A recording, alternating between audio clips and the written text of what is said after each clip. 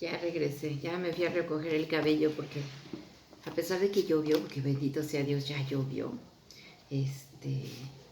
hace mucho calor, hace mucho calor, pero bueno, ya menos. Bueno, recuerden, mi nombre es Gloria, yo soy comunicóloga, me apasiona la lectura, pero más leerles a ustedes. Estamos leyendo El mundo de Sofía, todavía seguimos con lo de la Edad Media. Qué cosas tan interesantes hemos ido descubriendo, ¿verdad? Qué cosas tan interesantes. No nada más fue la oscuridad de la Edad Media, también hubo cosas muy importantes como la arquitectura, la pintura, perdonen, me dio comezón, que me cayó como una gotita de sudor. ¿Qué otra cosa vimos? Bueno, no me acuerdo, pero hemos visto cosas muy interesantes. A ver, aquí los traigo, mis lentes. Déjenme ver dónde los quedamos. A ver. Primero, no hay que anticipar los hechos. Filosofía.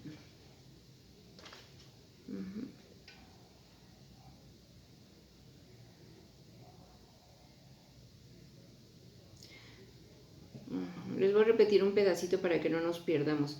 Dice, pregunté qué le pasó a la filosofía griega.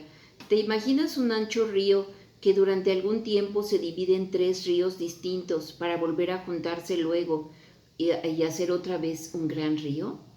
Sí me lo imagino. Entonces también te imaginarás cómo la cultura grecorromana se perpetuó en parte en la cultura católica romana en el oeste, en parte a través de la cultura romana oriental en el este y en parte a través de la cultura árabe en el sur. Platón en el este y Aristóteles con los árabes en el sur, pero también había algo de todo en los 3 ríos. Se vuelven a unir. A ver, lo importante es que a finales de la Edad Media los 3 ríos se vuelven a unir en el norte de Italia. La influencia árabe llegó a través de España, la griega de Grecia y Bizancio. Ahora empieza el Renacimiento, ahora empieza el renacimiento de la cultura antigua. De alguna manera esto quiere decir que la cultura de la antigüedad había sobrevivido a la larga Edad Media. Entiendo, dijo Sofía, pero no hay que anticipar los hechos. Primero charlaremos un poco sobre la filosofía de la Edad Media, hija mía, y ya no te hablaré desde el púlpito. Voy a bajar. ¿Recuerdan que Alberto Knox estaba en el púlpito, que inició este diálogo hablando en latín? Sofía notaba en los ojos que solo había dormido unas horas, ver descender del púlpito de la iglesia de María al extraño monje fue como vivir un sueño. Alberto se acercó hasta el presbiterio. Primero miró hacia el altar donde estaba el viejo crucifijo. Luego se volvió hacia Sofía y se acercó con pasos lentos para sentarse junto a ella en el banco. Resultaba extraño estar tan cerca de él. Debajo de la capucha Sofía vio 2 ojos negros. Pertenecían a un hombre de mediana edad con perilla. ¿Quién eres?, pensó. ¿Por qué has aparecido en mi vida? Nos iremos conociendo mejor, dijo él, como si hubiera leído sus pensamientos. Mientras estaban ahí sentados, haciéndose cada vez más intensa la luz que entraba por las vidrieras, Alberto Knox empezó a hablar de la filosofía de la Edad Media. Los filósofos de la Edad Media dieron más o menos por sentado que el cristianismo era lo verdadero. Empezó a decir, la cuestión era si había que creer en los milagros cristianos o si también era posible acercarse a las verdades cristianas mediante la razón. ¿Qué relación había entre los filósofos griegos y lo que decía la Biblia? ¿Había contradicción entre la Biblia y la razón o eran compatibles la fe y la razón? Casi toda la filosofía medieval versó sobre esa única pregunta. Sofía sintió impaciente. Ya había contestado esa pregunta sobre la fe y la razón en el control de la religión. Veamos este planteamiento del problema en los 2 filósofos más importantes de la Edad Media. Podemos empezar con San Agustín, que vivió del 354 al 430. En la vida de esta persona podemos estudiar la transición entre la antigüedad tardía y el comienzo de la Edad Media.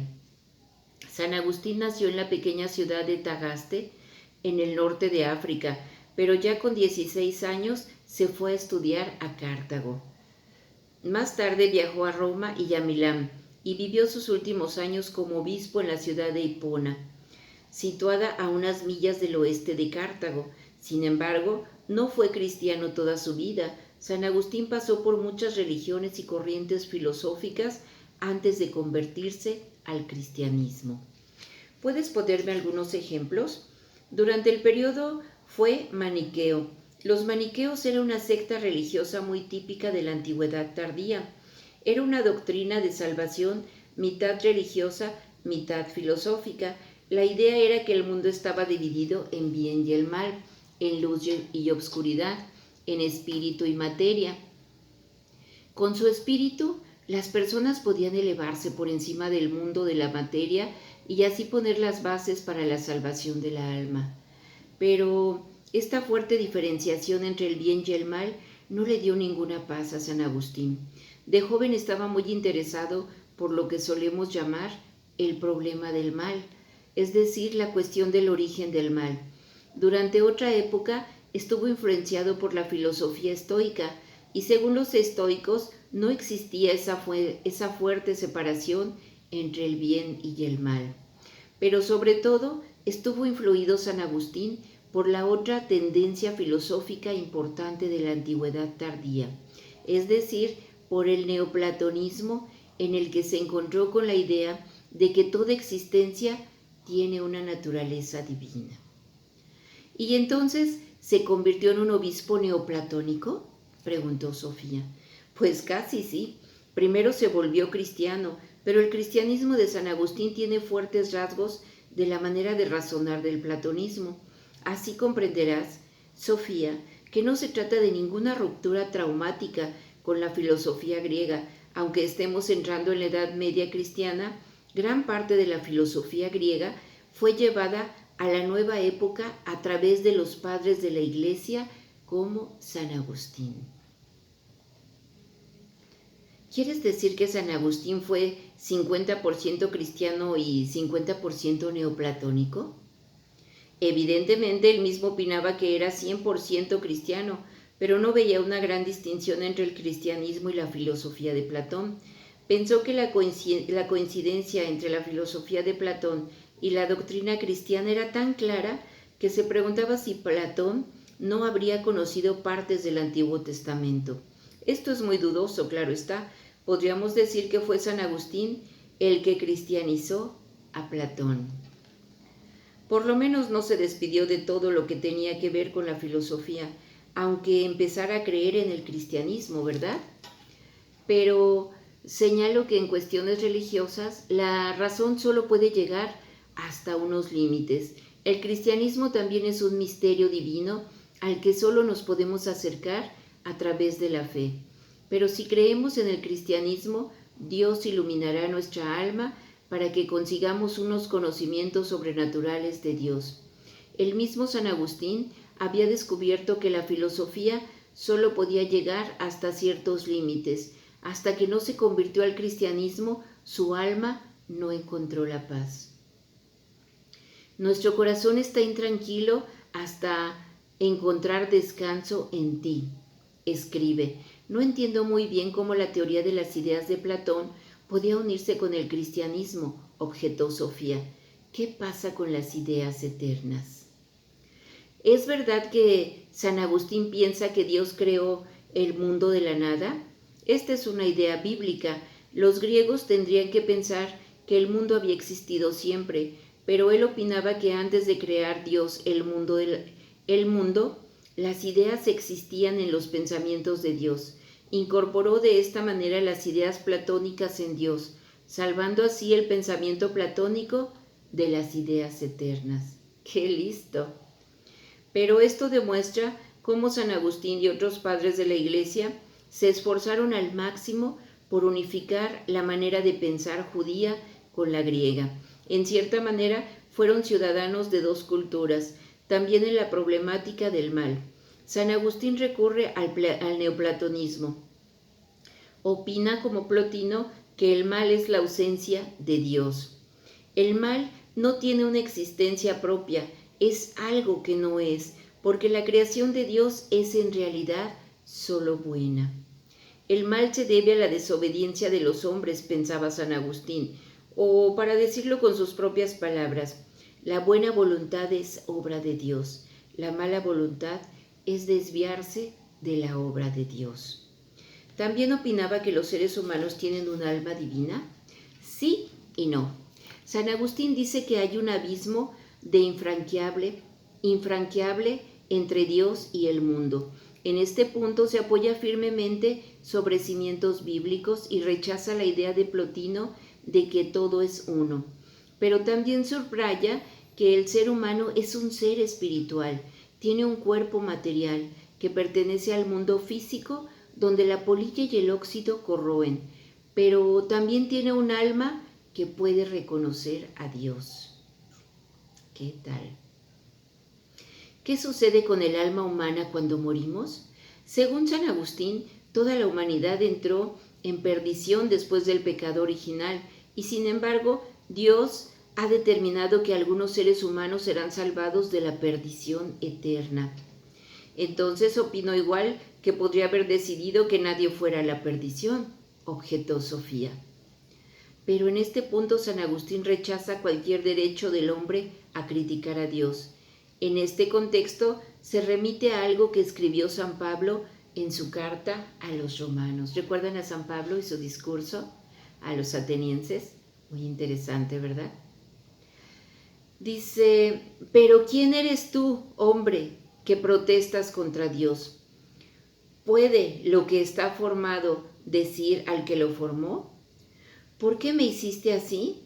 ¿No es el alfarero, el señor de la arcilla, para que del mismo material pueda ser una vasija y una vasija barata? ¿Una vasija fina y una vasija barata? Oh. ¿Entonces quiere decir que Dios está sentado en el cielo jugando con los seres humanos?, preguntó Sofía. La idea de San Agustín es que ningún ser humano se merece la salvación de Dios, y sin embargo, Dios ha elegido a algunos que se salvarán de la perdición. Para él, por lo pronto, no existe ningún secreto sobre quién se salva y quién se pierde, ya que está decidido de antemano. Somos arcilla en la mano de Dios, dependemos totalmente de su misericordia. Entonces volvió, en cierto modo, a la vieja fe en el destino. ¿Qué tal? Algo así, pero San Agustín no les quita a los hombres la responsabilidad de sus propias vidas.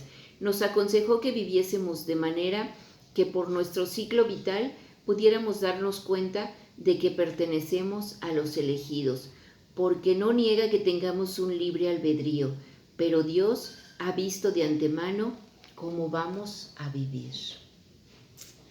¿No es un poco injusto?, preguntó Sofía. Aquí nos vamos a quedar.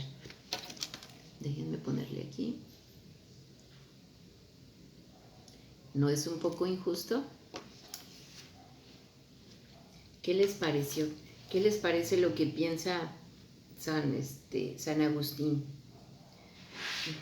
Basado en Platón y en el cristianismo. Y bueno, menciona que Dios es el alfarero y que Él puede darse el gusto de hacer una vasija fina o una vasija de arcilla. Ajá. Y eso es lo que se cuestiona Sofía, y que probablemente muchos nos cuestionemos, pero lo vamos a seguir viendo aquí. Si tienen algún comentario, coméntenlo. Por cierto, si no se han suscrito, suscríbanse y denle a la campanita. Si les ha gustado, regálenme un like. Muchísimas gracias por su tiempo. Chao.